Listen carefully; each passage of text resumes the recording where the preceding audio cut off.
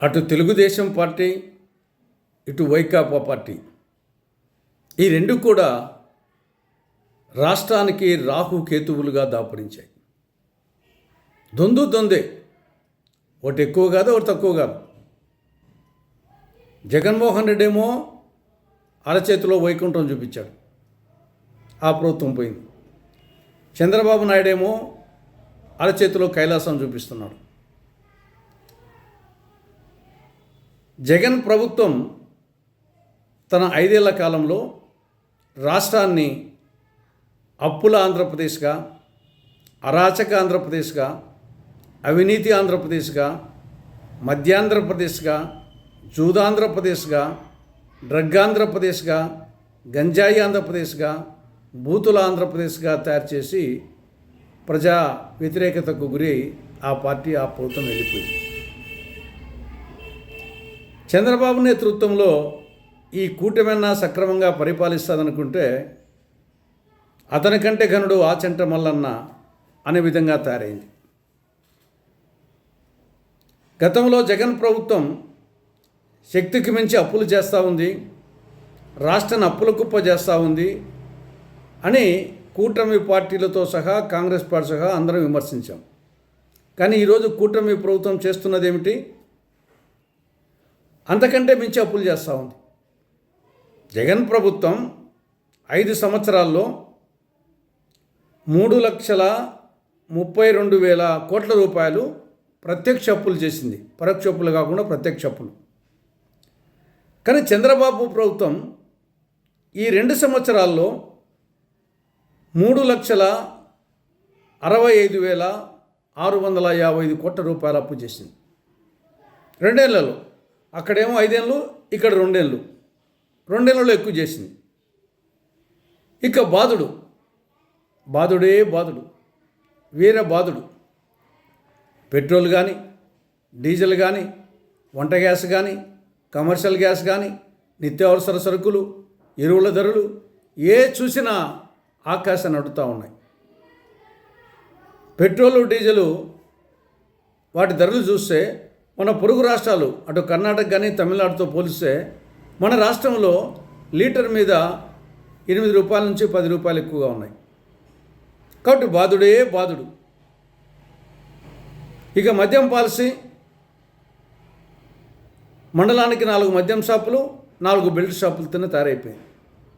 ఇది చాలక గోవా తరహాలో మళ్ళీ మన విశాఖపట్నం, శ్రీలంక, మిగతా బీచుల్లో మద్యాన్ని అమ్మే షాపులు పెడతారంట టూరిజం డెవలప్మెంట్ కోసం.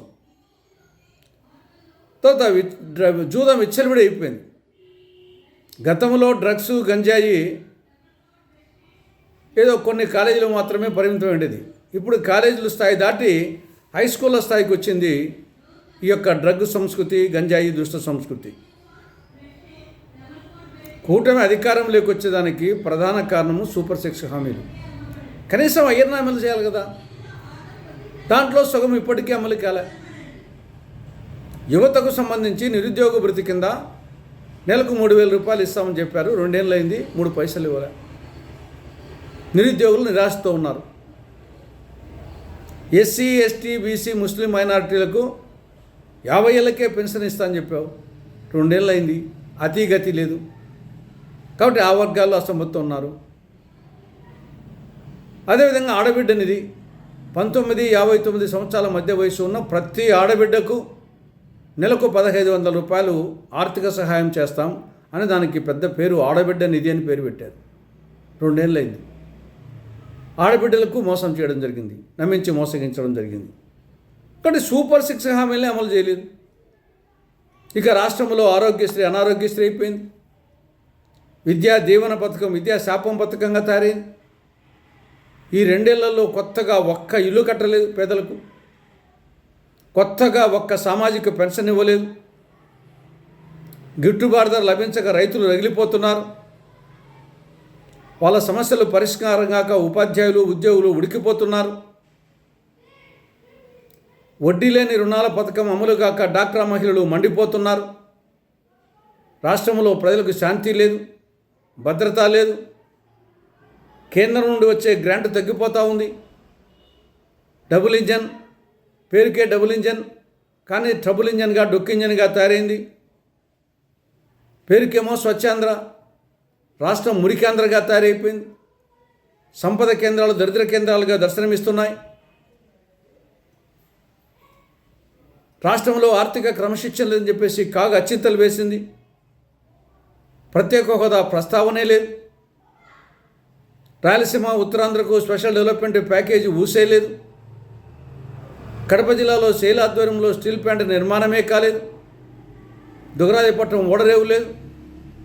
రాజధానికి నిధులు ఇవ్వడం లేదు. పోలవరం అత్తనడక సాగుతూ ఉంది. కాబట్టి ఇన్ని అపజయాల నేపథ్యంలో ఈరోజు తిరుపతిలో విజయోత్సవ సభ జరుపుతారంట. కాబట్టి ఇప్పటికైనా ప్రజలు ఆలోచించాలి. రాష్ట్ర ప్రగతి ఒక్క కాంగ్రెస్ పార్టీతోనే సాధ్యం. రాష్ట్రానికి ప్రత్యేక హోదా రావాలన్నా, రాయలసీమకు ఉత్తరాంధ్రకు స్పెషల్ డెవలప్మెంట్ ప్యాకేజీ నిధులు రావాలన్నా, కడప జిల్లాలో స్టీల్ ప్లాంట్ శైలాధ్వర్యంలో నిర్మించబడాలన్నా, దుగరాజపట్నం ఓడరేవు రావాలన్నా, ప్రజా రాజధాని రావాలన్నా, పోలవరం పూర్తి కావాలన్నా ఇది ఒక్క కాంగ్రెస్ పార్టీతోనే సాధ్యం. మళ్ళీ కాంగ్రెస్ రావాలి. ఒక్కసారి ఆలోచించాలని ప్రజలకు కాంగ్రెస్ పార్టీ విజ్ఞప్తి చేస్తూ ఉంది.